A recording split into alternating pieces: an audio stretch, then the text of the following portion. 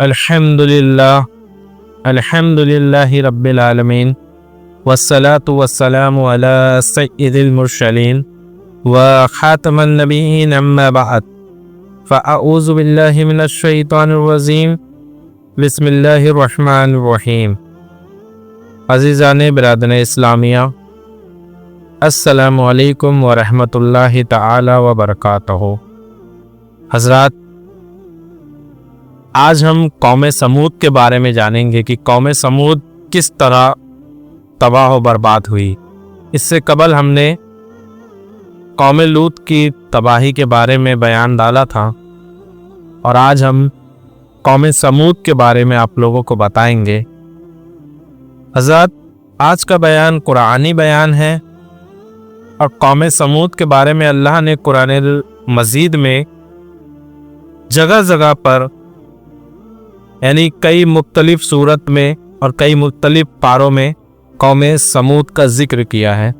اگر آپ قرآن اٹھائیں گے تو پارہ نمبر 8 سورہ الاعراف کی آیت نمبر 73 سے 79 تک یہ ذکر آیا ہے قوم سمود کا۔ اس کے بعد پارہ نمبر 12 میں سورہ ہود میں 61 سے 68 تک ذکر آیا ہے قوم سمود کا، اور پارہ نمبر 14 میں سورہ الحجر میں، یعنی انہیں اصحاب حجر بھی کہا گیا ہے، یعنی پتھروں والی قوم۔ تو سورہ الحجر میں انہیں یہ 80 سے 84 تک کی آیت میں ان کا ذکر ہے۔ پارہ 19 میں سورہ الشعراء میں آیت نمبر 141 سے 159 تک ذکر ہے۔ پارہ 27 میں سورہ النمل میں 45 اور 48 کی آیت میں قوم سمود کا ذکر ہے، اور بھی مختلف آیتوں میں اللہ تعالیٰ نے قوم سمود کا ذکر کیا ہے۔ قوم سمود ایک ایسی قوم تھی کہ وہ لوگ اتنے طاقتور تھے اور ایسے بلند قد کے لوگ تھے کہ وہ پتھروں کو تراش کر، پہاڑوں میں جو پہاڑ ہوتے تھے پہاڑوں کو تراش کر اس میں اپنا گھر بنا لیا کرتے تھے وہ لوگ۔ یہ کوئی چھوٹی بات نہیں ہے کہ پہاڑوں کو تراش کے گھر بنانا، آدمی پتھروں کو تراش کر ڈیزائن بنائے وہاں تک سمجھ میں آتا ہے، لیکن پہاڑوں کو تراش کر اسی میں وہ کمرہ بھی بنا لیتے تھے، دروازہ بھی بنا لیتے تھے، آج کی طرح نہیں کہ اینٹ اور سیمنٹوں کی طرح۔ اس طرح وہ قوم تھی، بہت اونچا قد تھا، اور اتنے تکبر والے بھی تھے یہ لوگ، اور ایمان سے بھی محروم لوگ تھے یہ۔ تو ان کی طرف اللہ تعالی نے حضرت صالح علیہ السلام کو نبی اور رسول بنا کر بھیجا تاکہ یہ انہیں اللہ کی وحدانیت کے بارے میں بتائے۔ حضرت صالح علیہ السلام نے انہیں ایک خدا کی عبادت کرنے کی طرف بلایا کہ وحدہ لا شریک ذات کی ہی عبادت بہتر ہے، وہی معبود برحق ہے، اور یہ جو تم پتھروں کو پوجتے ہو اس سے پوجنا چھوڑ دو۔ اب جب قوم سمود نے یہ سنا کہ یہ نئے خدا کی طرف ہمیں بلا رہے، تو قوم سمود نے کہا کہ اگر تم واقعی رسول ہو تو ہم تو پتھروں کو تراش کر گھر بنا لیتے ہیں، تم ایسا کرو کہ اس پتھر میں سے ہمیں کوئی جانور نکال کے دکھاؤ۔ تو حضرت صالح علیہ السلام صرف نبی نہیں رسول بھی تھے۔ آپ گئے اور اس پہاڑ پر ہاتھ پھیرا تو پہاڑ ایک دم پھٹی، اور اس میں سے ایک اونٹنی برآمد ہوئی، اور اسی اونٹنی نہیں برآمد ہوئی بلکہ حاملہ اونٹنی برآمد ہوئی۔ اب ایک بات آپ سمجھیے کہ جانور سے جانور پیدا ہونا یہ نیچرل ہے، لیکن ایک پتھر سے جانور نکلنا یہ نیچرل نہیں ہے، یعنی یہ ایک معجزہ تھا حضرت صالح علیہ السلام کا۔ اب بہت لوگ ہوتے ہیں جو معاذ اللہ معجزہ کے بھی انکاری ہوتے ہیں کہ وہ یہ سب باتوں کو مانتے نہیں، بولتے یہ بات جو تم کہتے ہو تمہاری اپنی بنائی ہوئی بات ہے کہ چاند کے 2 ٹکڑے ہوئے، سورج پلٹ کر واپس آیا، یا پھر پتھر میں سے جانور نکلے، تم نے اپنی بنائی ہوئی بات ہے، یہ عقل میں نہیں آتی۔ تو ان سے میں کہنا چاہوں گا میرے بھائی कि अकल में जो बात ना आए वही तो मोजिज़ा होता है, जो अकल में आ जाए तो फिर वो मोजिज़ा कैसे हुआ। अब कुछ लोग होते जो मोजिज़ा के इनकारी होते, बहुत लोग हैं कहते कि ये नेचुरल के खिलाफ है। तो कई बार ऐसा होता है कि कानून के बरखिलाफ भी कोई चीज़ें होती हैं। मिसाल के तौर पर जैसे आपने लॉ ऑफ ग्रेविटी जानते होंगे आप लोग, कि ग्रेविटी का क्या काम है कि कोई भी चीज़ को वो अपनी तरफ खींचती है। लॉ ऑफ ग्रेविटी उसे ही कहा जाता है। अभी एक अंगूठी लो या कोई भी बोतल लो, अगर उसे छोड़ो तो क्या वो हवा में रुकती? नहीं, वो नीचे गिरती है। लो, ये ग्रेविटी है कि ज़मीन उसे अपनी तरफ खींच लेती है। लेकिन अब इसी के बरखिलाफ भी हम देखते हैं कि कई किलो की जहाज जो है ना कि उड़ती बल्कि उसके अंदर आदमी भी होते हैं, पैसेंजर भी होते हैं, उसको लेके वो जहाज हवा में उड़ती, तो ग्रेविटी उस जहाज को नीचे क्यों नहीं खींच लेती? तो ये तो कानून से बरखिलाफ बात हो गई। अब एक आप तिनका लें या पत्थर ले, पानी में डाले तो पानी में वो डूब जाता है, लेकिन कई हजार टन शिप होती है, जहाज होती है, वो पानी पे तैर के दिखा देती हैं, तो वो क्यों नहीं डूबती? तो कोई चीज होती है जो कानून के बरखिलाफ भी होती है। अब चूंकि वो नजर है तो दुनिया उसे एक्सेप्ट करती है, लेकिन जो मोजिज़ा होता है ये अल्लाह के नबियों से जाहिर होता है। अल्लाह अता करता है अपने नबियों को मोजिज़े। अब उस पहाड़ से उठनी निकली, चाहिए तो ये था कि कौम ईमान लाए, लेकिन अल्लाह ने कुरान में फरमाया ना, वसवाउन अलैहिम अअंज़रतहुम अम लम तुनज़िरहुम ला युमिनून। अब इनके लिए बराबर है, आप इन्हें डराएं या ना डराएं, ये ईमान लाने वाले नहीं। यानी कुछ लोग ऐसे कि उन्हें कोई भी दलील दे दो, इतने अंधभक्त होते हैं वो कि वो ईमान नहीं लाने वाले। तो कौम समूद भी ठुकरा दी, ये बात कहने लगी नहीं। अब होता ये था कि उठनी चढ़ती थी, चढ़ते चढ़ते वो जो गांव का तालाब था, उस तालाब का वो पूरा पानी पी जाती थी। तब ये लोग डरने लगे कि यार अगर ऐसा रहा तो फिर हमारे मवेशी जानवर पानी कहाँ पिएंगे। तो इन्होंने दुश्मनी कर ली अल्लाह की ऊँटनी से और दरपे हो गए कि हम उस ऊँटनी का कत्ल कर देंगे। तो हजरत सालेह अलैहिस्सलाम ने फरमाया कि देखो ये अल्लाह की निशानी है, नाकतुल्लाह अल्लाह की निशानी है, और तुम्हें इसको नुकसान नहीं पहुंचाना है वरना अल्लाह का अजाब तुम पर आ जाएगा। हाँ, अगर जहां तक पानी का मामला है तो मैं उस पर पारी लगा देता हूं कि एक दिन ये ऊँटनी पानी पिएगी, एक दिन तुम्हारे मवेशी और जानवर पानी पी लेंगे। बारी लग गई, एक दिन ऊँटनी पानी पीती थी, एक दिन मवेशी उनके पानी पीते थे, लेकिन फिर भी ये लोग तरपे हो गए कि हम इस ऊँटनी को अब कत्ल कर देंगे। लिहाजा एक बार वो लोगों ने, सब लोग ने मिल के उस ऊँटनी को तीर मारकर उसको सही मतलब उसका कत्ल कर दिया तीर मार के। तो अब अल्लाह की वो ऊँटनी जैसे खत्म हुई, अल्लाह का अजाब तो अब आना था। तो जब सालेह अलैहिस्सलाम के पास ये खबर पहुंची तो एक कौम इतनी खुदगर्ज थी, मतलब इस तरह तकब्बुर था इनके अंदर, ये लोग कहने लगे कि सालेह अलैहिस्सलाम से कि तुम जिस अजाब से हमें डराते हो ना, अब तुम वो अजाब ले आओ। माज़अल्लाह, यानी वो अजाब तुम अब ले आओ जिस अजाब से तुम हमें डराते हो, और तुम महज माज़अल्लाह झूठ बोलते हो, तुम झूठे हो। अस्तगफिरुल्लाह, यानी पैगंबर को ये झूठा करार दिया इन्होंने। फरमाया कि ठीक है, अब 3 दिन तक तुम खाली अपने घरों में रहो ताकि अल्लाह का वादा पूरा हो। तो ये कहने लगे कि देखो, अगर तुम अजाब से हमें डराते हो, अगर हमारे ऊपर अजाब आएगा पानी का, जैसे कौम नूह के ऊपर जो पानी का अजाब आया, कहा वो ये कहने लगे अगर पानी का अजाब आएगा तो हम तो रहते हैं पहाड़ों में, 3-3 हजार 4-4 हजार फुट ऊंची पहाड़ रहती थी, कहते हम तो रहते हैं पहाड़ों में, तो अगर पानी का अजाब आया भी, आसमान से पानी बरसा भी, तो हम तो अपने घरों में पहाड़ों में चला जाएंगे। पानी भले भरेगा तो, लेकिन पानी तो पहाड़ को नहीं बहा के लेके जा सकता। और अगर तुम हमें डराते हो कौम लूत की तरह अजाब आने में, जिसका बयान मैं पहले कर चुका हूं, کہ ان کے اوپر پتھر کا عذاب آیا تو ہم تو پہلے ہی پہاڑوں میں چلے جائیں گے تو پتھر بھی ہمارا کیا ہی بگاڑ لے گا. تو نہ ہمیں پانی کے عذاب سے ڈر ہے نہ پتھر کے عذاب سے، لہٰذا جو عذاب کی تم بات کرتے وہ عذاب لے آؤ. حضرت صالح علیہ السلام نے کہا کہ بس 3 دن اب تم اپنے گھروں میں رہو تاکہ اللہ کا وعدہ پورا ہو جائے. تو حضرت صالح علیہ السلام نے اللہ تعالیٰ سے دعا کی کہ اللہ میں نے اپنی رسالت ان تک پہنچا دی ہے، اب یہ قوم سرکس ہو گئی ہے، لہٰذا تو ان کے اوپر عذاب نازل فرما دے. تو قوم لوط کے قوم سمود کے اوپر عذاب کیا آیا پتہ ہے؟ پانی کا عذاب نہیں آیا، نہ پتھروں کا عذاب آیا.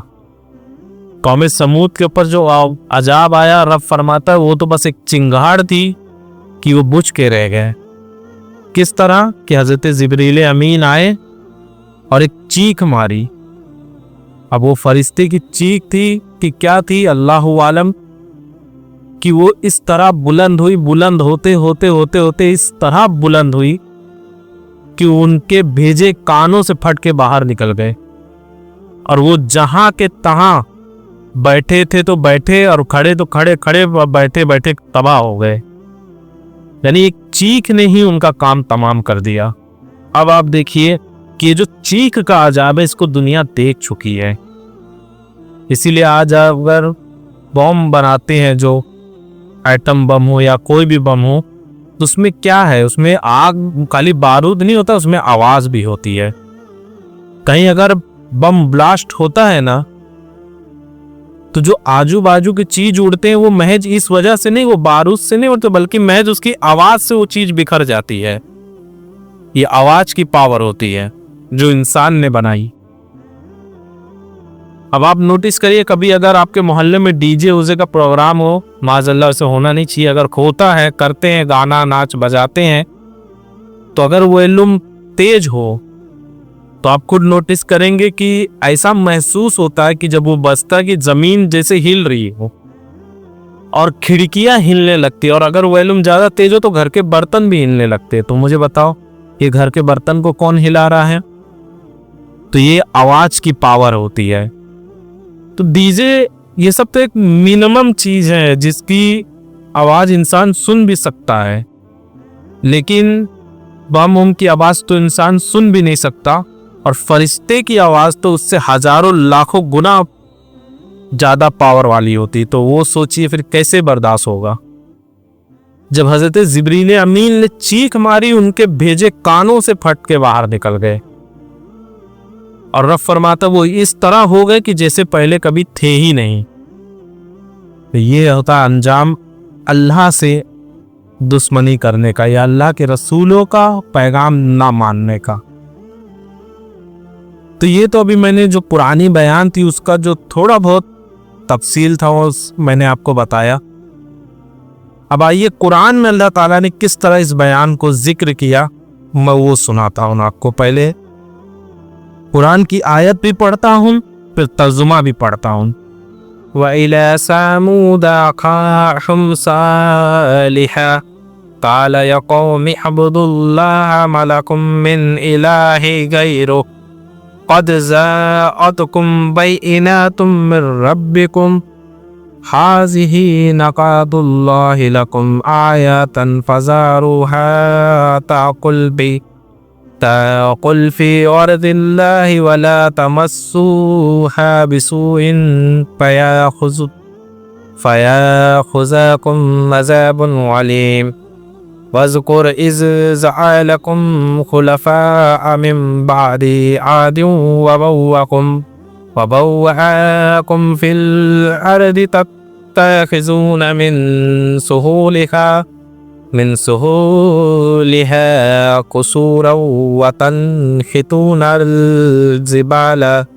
وتنحتون الجبال بيوتا فاذكروا آلاء الله ولا تعصوا في الأرض مفسدين.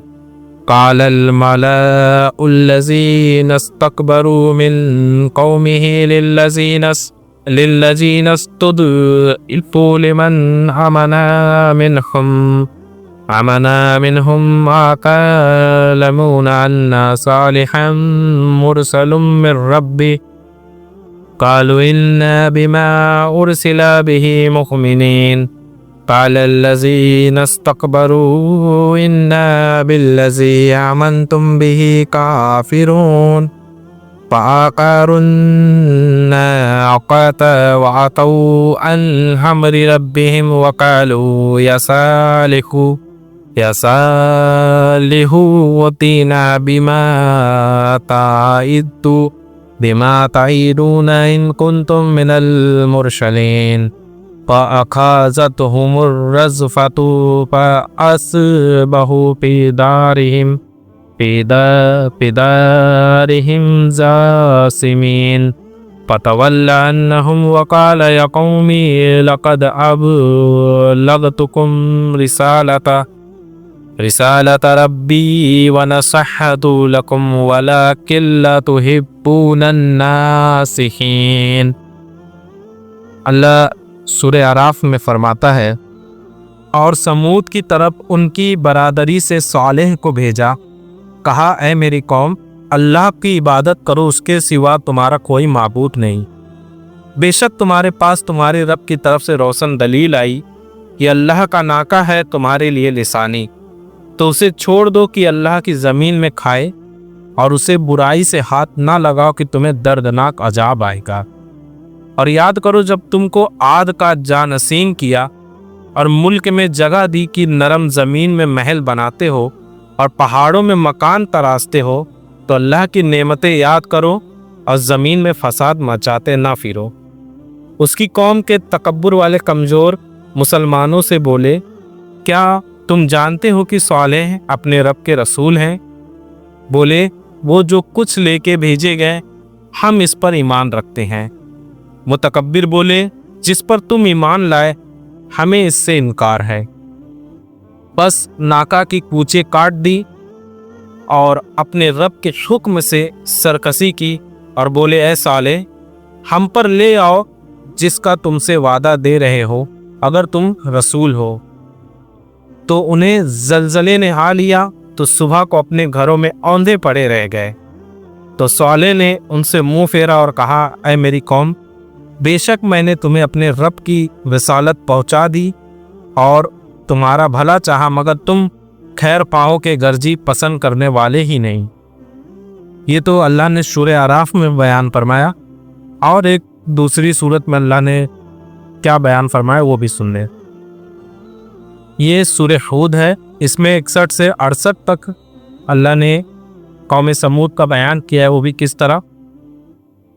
وَإِلَى ثَمُودَ أَخَاهُمْ صَالِحًا قَالَ يَا قَوْمِ اعْبُدُوا اللَّهَ مَا لَكُم مِّنْ إِلَٰهٍ غَيْرُهُ وَأَنشَأَكُم مِّنَ الْأَرْضِ وَاسْتَخْلَفَكُمْ فِيهَا فَاسْتَغْفِرُوا ثُمَّ تُوبُوا إِلَيْهِ إِنَّ رَبِّي قَرِيبٌ مُّجِيبٌ۔ قالوا يا صالح قد كنت فينا مرجوا قبل هذا أتنهانا أن نعبد ما يعبد آباؤنا وإننا لفي شك مما تدعونا إليه مريب۔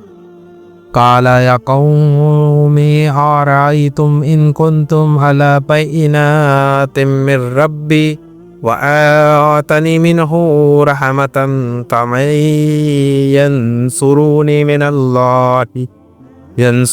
من الله إن عصيته فما تزيدون بي غير تقصير۔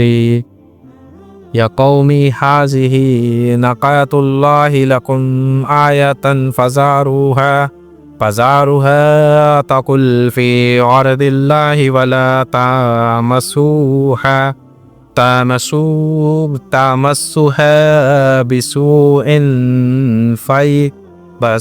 بسوء فیأخذکم عذاب قریب۔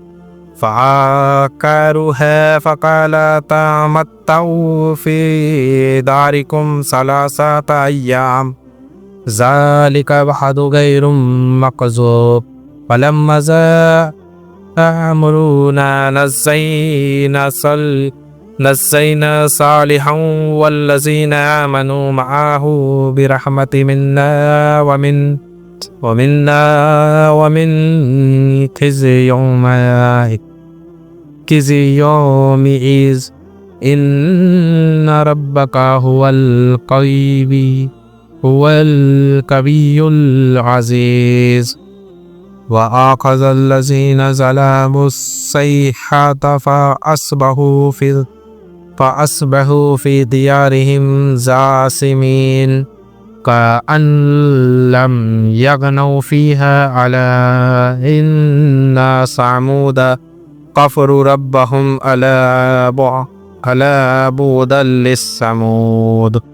اور سامود کی طرف ان کے ہم قوم صالح کو کہا، اے میری قوم، اللہ کو پوجو، اس کے سوا تمہارا کوئی معبود نہیں۔ اس نے تمہیں زمین میں پیدا کیا اور اس میں تمہیں بسایا، تو اس سے معافی چاہو، پھر اس کی طرف رجوع لاؤ، بے شک میرا رب قریب ہے، دعا سننے والا۔ بولے اے صالح، اس سے پہلے تو تم ہم میں ہونہار معلوم ہوتے تھے، کیا تم ہمیں اس سے منع کرتے ہو کہ اپنے باپ دادا کے معبودوں کو پوجے؟ اور بے شک جس بات کی طرف ہمیں بلاتے ہو ہم اس سے ایک بڑے دھوکہ ڈالنے والے شک میں ہیں۔